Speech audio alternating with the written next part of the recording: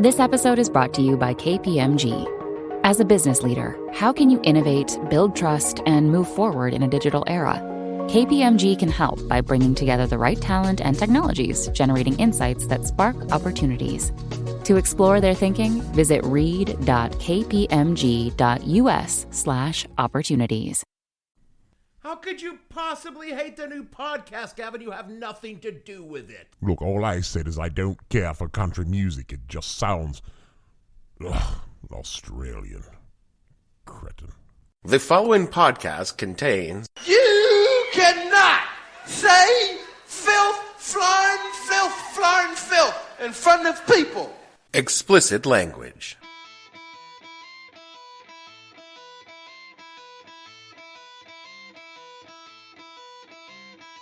Hello and welcome to the podcast that asks a simple question. When you decided to spend all that money on something everyone said would never work just to freak out the Russians, what the hell were you thinking? I'm your host, Dave Bledsoe, and this is episode number 360. Here's some money. Go buy a Star Wars edition of the show where we talk about that time Ronald Reagan wanted to build his own Death Star. Stay tuned.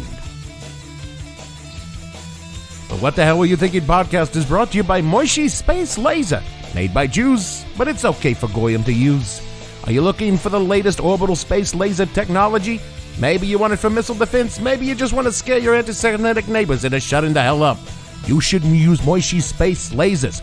It's a 50 petawatt orbital deployment platform and it's capable of ground sync targeting or fully autonomous interdiction mode. Capable of hitting any threat on a hemispheric scale, pole to pole, terminus to terminus. If Moishi can see it, Moishi can hit it.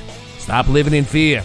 Get yourself an orbital laser weapons platform from Moishi's and rest easy under the all-seeing eye and stabbing finger of Yahweh and Moishi. Tonight, consistent with our obligations under the ABM Treaty and recognizing the need for closer consultation with our allies, I'm taking an important first step. I am directing a comprehensive and intensive effort to define a long-term research and development program to begin to achieve our ultimate goal of eliminating the threat posed by strategic nuclear missiles. This could pave the way for arms control measures to eliminate the weapons themselves. We seek neither military superiority nor political advantage. Our only purpose, one all people share, is to search for ways to reduce the danger of nuclear war. I was telling a friend recently about the time my dad gave me the talk. You know, the talk, the birds and the bees. Oh, no, not that one. We still have never really talked about that. No, the talk I'm referring to is the one about global thermonuclear war. Are we going to die, Dad? And the answer was yes. But it was okay because it'd be very quick and painless. Now, you might think this is a horrible thing to tell a 12-year-old child, but in reality, it was pretty soothing.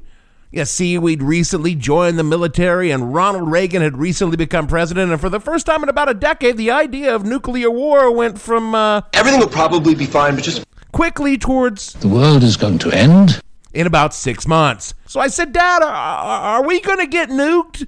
And he sat me down and basically said, well, not definitely, but if it does happen, because we were on a key military base that will be among the first to be hit in about 30 minutes after the first missiles were launched, and since that wasn't nearly enough time for us to get to a safe place to avoid the blast and the fallout, he and my mom had decided the family would stay where we were when the bomb hit and the whole thing would be over fast and we wouldn't even feel it. And then we would be in heaven. He's with Jesus now. And I found this oddly comforting at 12 years old. Some years later, when I had joined the Air Force, I was stationed at a base whose mission was to get a dozen nuclear-laden alert B-52s into the sky so they could go strike back on the USSR in the event of a missile attack. Our entire raison d'etre was get those birds in the air so that we could take revenge on the dirty commies.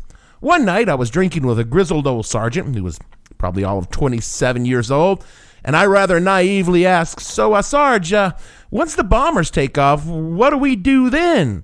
And that wise old sergeant, who again probably still hadn't gotten his wisdom teeth in, looked at me and he slurred, We all die. We all die.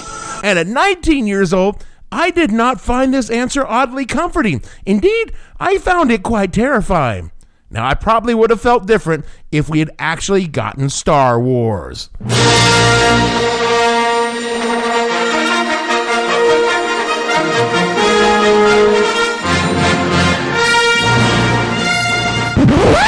No, not that one. The other one. To understand what happened under the Reagan administration, we need to go back a little bit. What, no complaints from the booth? Nothing can stop you. Okay, then. The Cold War, of course, started about 3 seconds after we stopped killing Germans during World War II. Well, actually, it was going on during World War II while we were killing Germans. We just wanted to kill Germans more. It's more or less officially dated from 1947 when the United States announced the Truman Doctrine. 1. People are not wearing enough hats. Because Truman was a haberdasher. A what? A haberdasher. He sold men's clothes, particularly hats, ergo the drop. Look, if I have to explain them to you, they're just not going to be as funny. Exactly. The rest of the Truman Doctrine was essentially that communism was bad, and America was against it. Because America knew better than the actual people who lived in the places that wanted communism. This, as you might imagine, did not go down well with the Soviet Union, who thought that communism was good, and it was for it. And the Soviet Union knew better than the people who lived in the actual places in question whether they wanted communism or not. Thus, the Cold War, in which both sides tried to convince the people that they were right, usually by invading the countries, or if they couldn't invade them, they staged coups to put their people from their side in power. This wasn't new. Nations and states had been doing this for as long as human beings had nations and states, but there was one thing that made this time different than every other time before it. The atomic bomb fleet rendezvous for A-Day. Aboard the flagship Mount McKinley, commander of Joint Army-Navy Task Force 1, Admiral William H. Blandy, plans final details. The decks of the 73 test ships anchored in Bikini Lagoon are scenes of feverish activity as scientists plot experimental programs designed to furnish data on radioactive rays, flash burns, and blast effects of the mighty atom bomb. Both sides had them, and both sides kinda wanted to use them. Now, this was the way of things for about 20 years until a man who, objectively speaking, was just a real piece of shit human being. He was a racist, a criminal, who literally colluded with foreign powers to extend a war just to get elected, and that guy became president. Who's Ronald Reagan? No, we're not there yet. I'm talking about Dick Nixon. Nixon hated communists almost as much as he hated black people. But he initiated a policy designed to cool tensions between the U.S. and the Soviet Union that was called détente. So while president, Nixon negotiated several treaties that limited nuclear arms, banned above-ground testing, and opened up diplomatic relations with communist China. Again, Nixon, horrible person, committed criminal acts on the reg, but he did do a lot to ease us back from the precipice of nuclear annihilations. I mean, we weren't buddies with communists, but that burning, itching in our trigger fingers got some soothing ointment rubbed on. Now, this lasted for about 10 years until 1979, when the Soviet Union invaded Afghanistan. I think we all know how that turned out. Shortly after that, a new president came along who's objectively a real piece of shit human being. He was a racist, a criminal, and he would go on to literally collude with foreign powers just to get reelected for a second term. Could be George W. Bush. Could be, but no, this time I'm actually talking about Reagan. Now, it would be wrong for me to say that Ronald Reagan was irrational in his hatred of communism, because it was very rational when you understood that Reagan didn't hate communism because of its many failures and the atrocities committed against people living under the autocratic Soviet style of communism. In his way, Reagan loved communism. How dare you! How dare I? How dare I? Ronnie loved communism because being against communism was a way for Reagan to gain political power. I seriously doubt Ronald Reagan ever read a book more challenging than a Little Abner comic. A what? It was a very old comic strip, okay? Look, Reagan he didn't have a philosophical or intellectual stance on the issue of communism. But what Ronnie could do was read the room temperature of American politics, and it was equal to the IQs of the kind of people who believed Ronald Reagan gave fuck all for anything other than his personal political power. They didn't like communism, so Reagan didn't like communism even more. Same thing applied to minorities and poor people, even though a few poor people did actually vote for him. So the very first thing Ronnie did when he hit the White House was give Nancy carte blanche to redecorate the place. Apparently the Carters had hung up NASCAR posters and a bunch of Velvet Elvises or something. What is white trash about that? Don't call me white trash! But the second thing he did was embark on a massive increase in military spending. Carter's last budget in 1980 was $143 billion in 1980 money. By the start of Reagan's second term, that was more than double. Ronnie went on a buying spree like he was Kim Kardashian buying Pete Davidson some clothes that didn't make him look like he was 16. He bought tanks. He bought bombers, he bought ships, and he bought nukes like they were on Blue Light Special at Kmart. Our suckers, right by the services, we happen to have a Blue Light Special going on right now. You see, Jimmy had canceled this program called the MX missile. It was a brand new missile system to replace the perfectly capable missiles we already had, which could blow up the world 5 times over, with the MX, which could blow up the world 7 times over. That's two times the fun.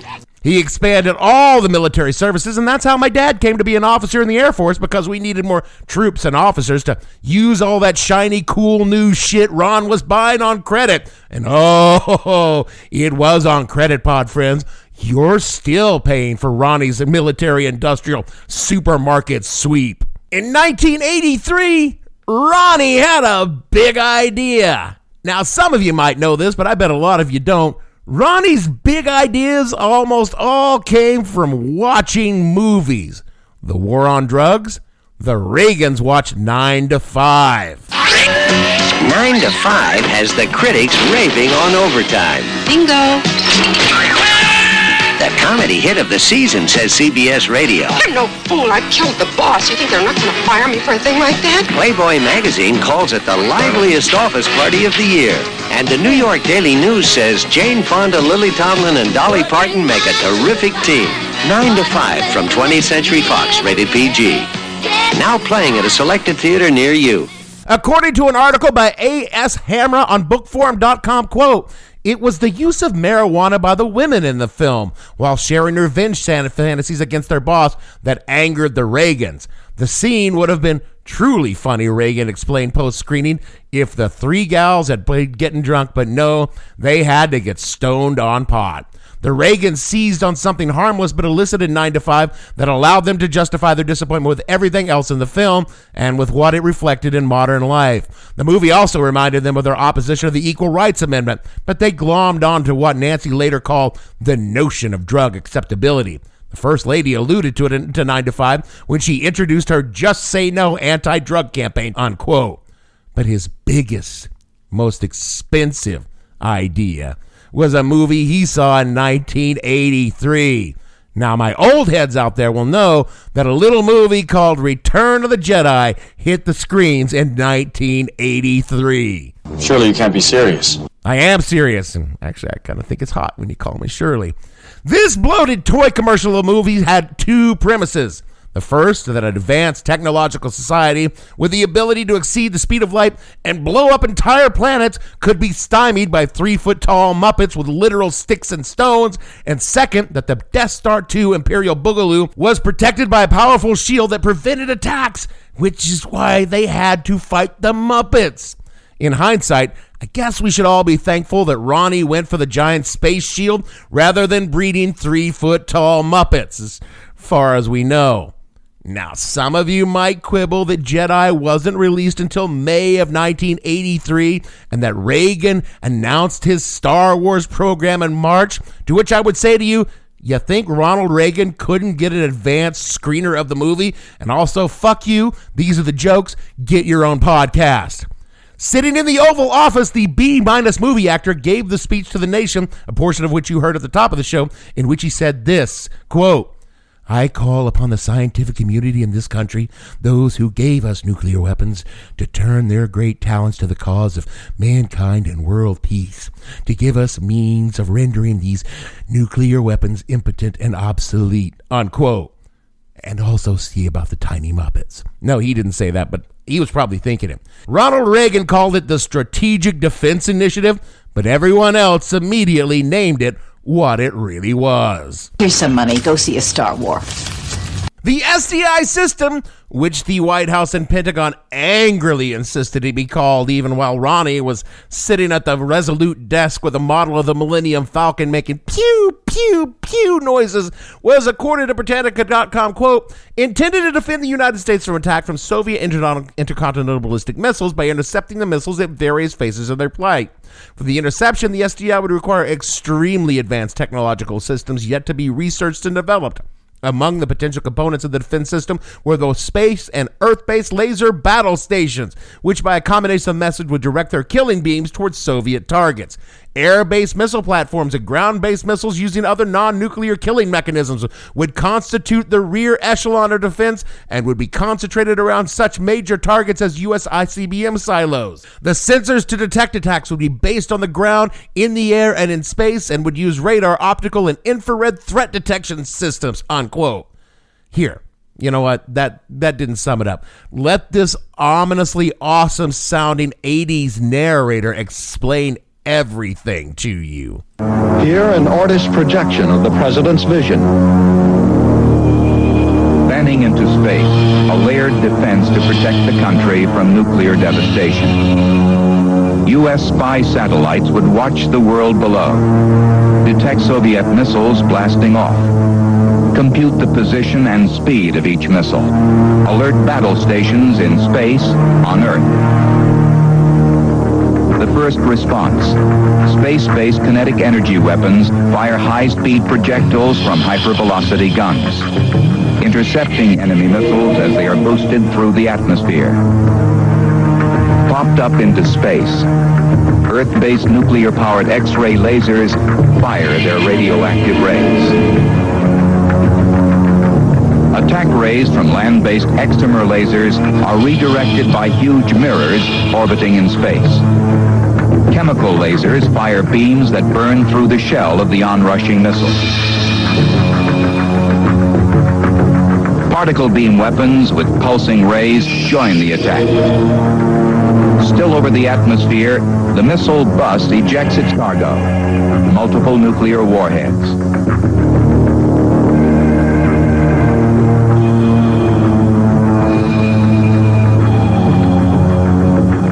As the remaining Soviet missiles now arc towards the U.S., ground-based projectiles are volleyed into space. Their giant steel ribs shatter the enemy weapons.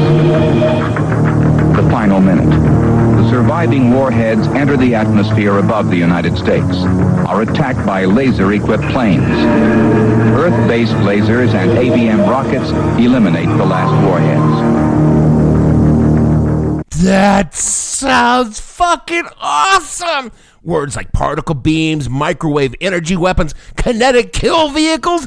Oh my God, they were being tossed around the Pentagon like they were listening onto the Traveler sessions I played during lunch at Jarman Junior High in Midwest City, Oklahoma. Is this a nerd thing? Yeah, Traveler was D&D in space, but with math. But there was just one tiny little problem. Actually, there were many gigantic problems, but let's address the tiniest one first. This was in 1983. 40 years ago. Have you heard about any orbital space laser platforms today? I mean, aside from the Jewish space lasers certain Republicans believe exist but actually don't. No. Well, if we don't have them now, we sure as fuck didn't have them back in 1983. An article in wearethemighty.com by Stephen Carlson summed up the challenge in a look back published in 2021. Quote, the technical hurdles for a defense shield like Reagan proposed would be a scale exceeding any defense project ever attempted before. The majority of the technology involved, such as weaponized lasers, electromagnetic railguns firing projectiles at extremely high speeds, did not even exist yet and might not be developed for decades. It entailed hundreds, if not thousands, of advanced satellites and radars to even begin to aim all the weapons required to make a dent in the Soviets' vast arsenal. Reagan himself admitted that SDI could easily take until the end of the century to be put in place, unquote. What looks so easy when Industrial Light and Magic did it on the silver screen was and is an incredibly difficult thing to pull off. 40 years later, we actually do have lasers, particle beams, and kinetic kill vehicles that could theoretically shoot down a warhead. Smaller versions of these weapon systems are employed in land-based terminal phase systems like the American Aegis ballistic missile defense system, the Chinese HQ-29, the American THAAD, the American Sprint, the Russian ABM-3 Gazelle, and Israel's Iron Dome. But hitting a warhead about the size of a Volkswagen Beetle moving at 2,000 miles an hour in low Earth orbit requires computing power that even today is beyond us. It ain't like Missile Command.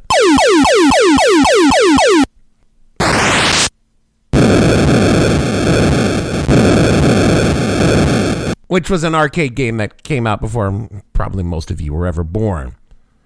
But just say, theoretically, we could have had Star Wars in, say, 1989 by the time Bush Sr. was elected.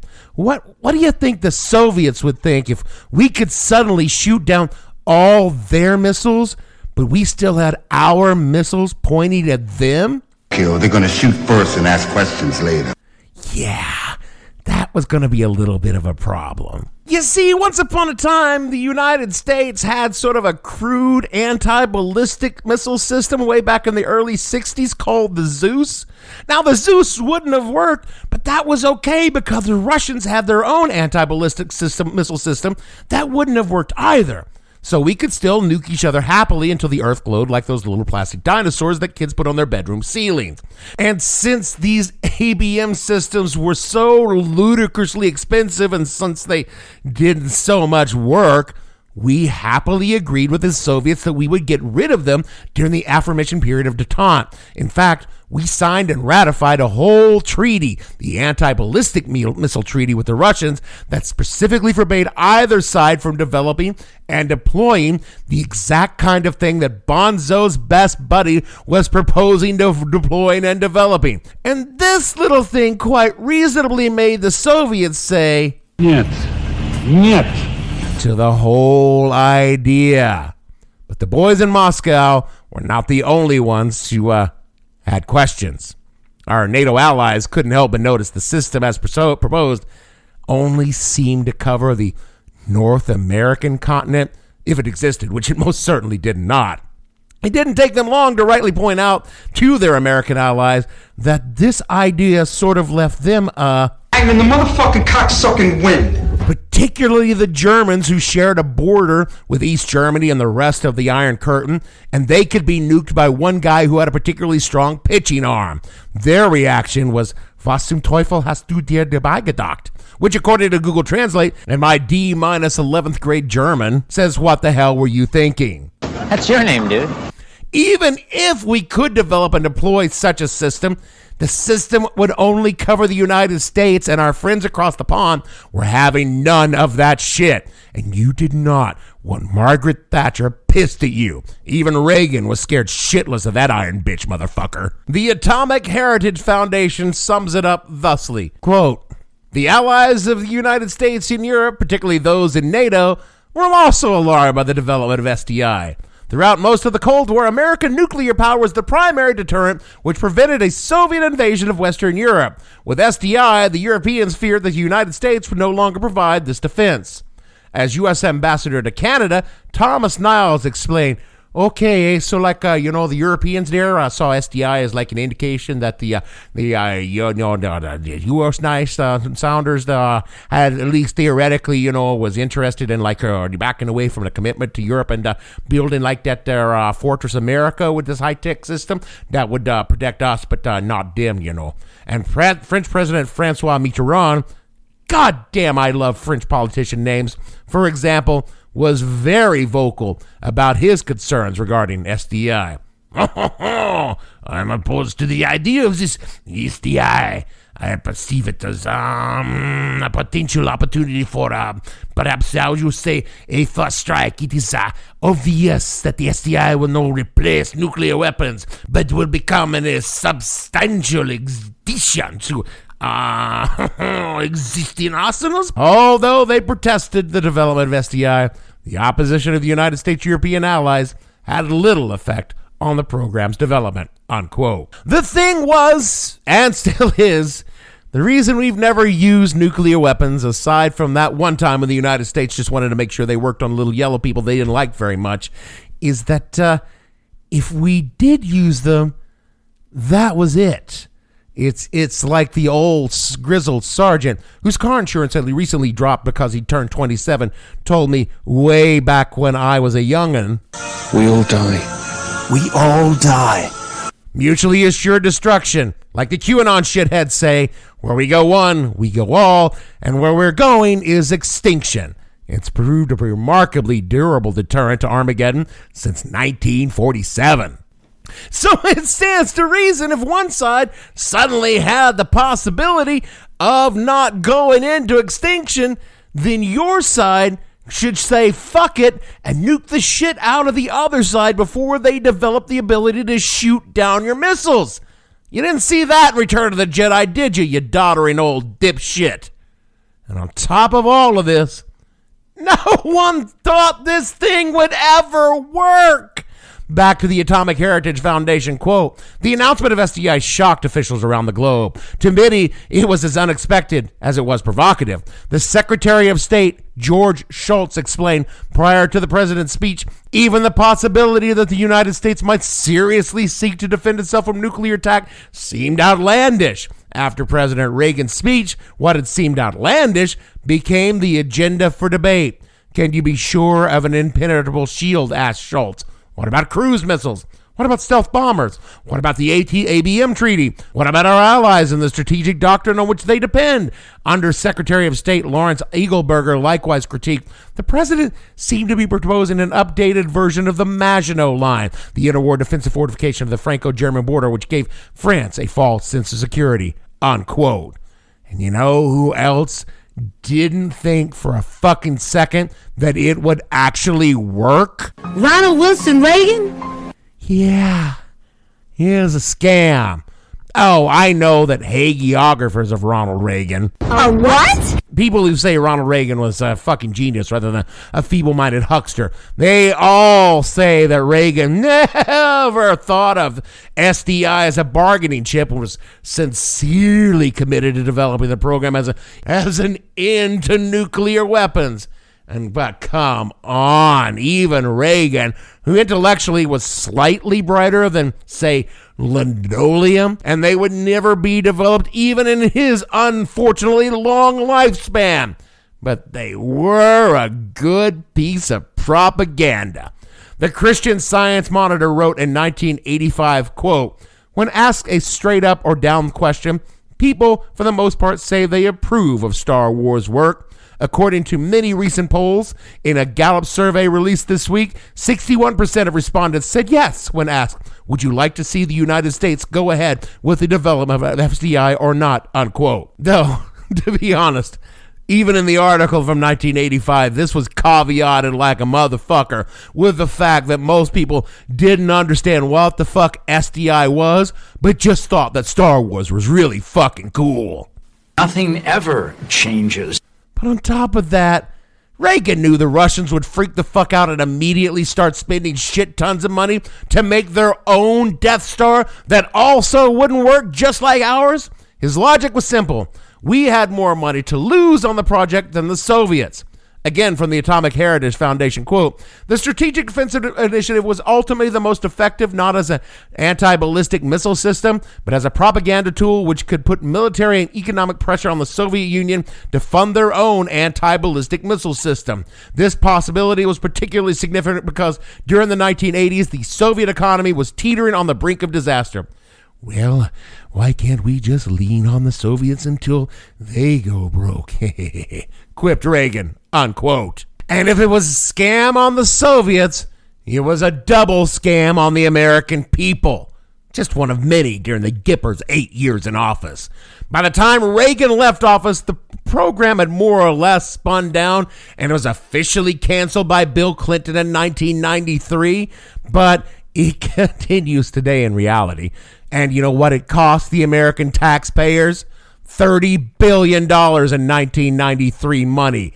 That's just shy of $60 billion in 2022 adjusted dollars. And every single one of the $30 billion went where? CEOs, defense contractors. Or to put it in more simple and realistic terms, the fucking people that elect Ronald Reagan in the first place. And every Republican ever, for that matter. Why am I not surprised?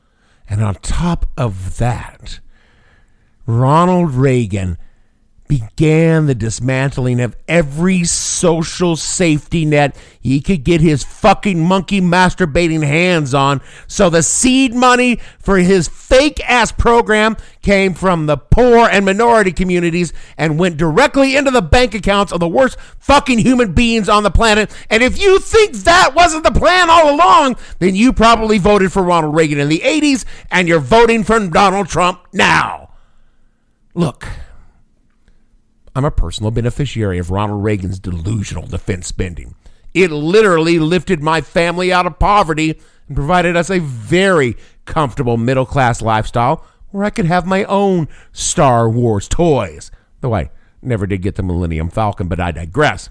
His massive buying spree enabled me to join the military, escape from a dead-end fucking town, and a life of sitting on the porch of a local store where my brain rotted from the kind of neglect endemic to small-town southern life. But you know, the money he fucking spent on missiles and imaginary Death Stars could have also done that for me and about 1 million other American kids if it had been spent on education, healthcare, and renewable resources and a social safety net instead of being poured into the pocket of billionaires. If it had been, I would very likely still be where I am today, but with working knees, because trading your body for money in a vast military machine is a shitty trade for you, and it does fuck all to uplift the society you were ostensibly defending in the first place. But hey, at least George Lucas got some money from the buzz of all this bullshit to edit out Han Solo shooting first. That is it for our show this week. So what'd you guys think of the new show we dropped in the feed? Did you hate it? If you did, don't tell me. It's just a fun thing my friend and I are doing, and we don't want you coming around all Captain Buzzkill with your 1-star reviews telling us how much you hate fucking country music. How can you hate country music? Do you hate America? This episode is brought to you by Marvel Studios' Doctor Strange in the Multiverse of Madness. Are you ready to enter the multiverse? On May 6th, every dream, every moment, every reality is about to change. Doctor Strange returns, and a new dimension arrives. Get your tickets now and discover every impossibility. Marvel Studios' Doctor Strange in the Multiverse of Madness. Only in theaters May 6th. When you're smiling... Hey, you. It's me, Michael Bublé, for Bubbly Sparkling Water. Bubbly is crisp, light, and refreshing. It's got taste, and it's perfect for any occasion. Keep on smiling. Kind of like my voice, but in a can. No calories, no sweeteners, all smiles. The whole world smiles with you. Bubbly, crack a smile. But if you did like it, well, you could tell me about that. Now, speaking of hating what we do, rate and review this show wherever you get your podcast. I can handle the 1-star reviews on this one. See, that helps others find us, take a listen, and hate it just as much as you do, or maybe even more. And do all the things Jeremy tells you to do in the closer. Otherwise, we will have to target you with our orbital defense platforms. They don't have lasers, but they do have Nerf darts, and a Nerf dart from orbit would probably sting quite a bit. And so for me, Dave, witness the firepower of this fully armed and operational podcast Bledsoe producer. The ability to destroy a planet is insignificant next to a podcast. That doesn't make any kind of sense whatsoever. Gavin, and all the fictional space defense programs on this show, we want to say that hokey conservative politics and imaginary weapons platforms are no defense against the nuclear blast on top of your hometown, kid. And we'll see you all next week.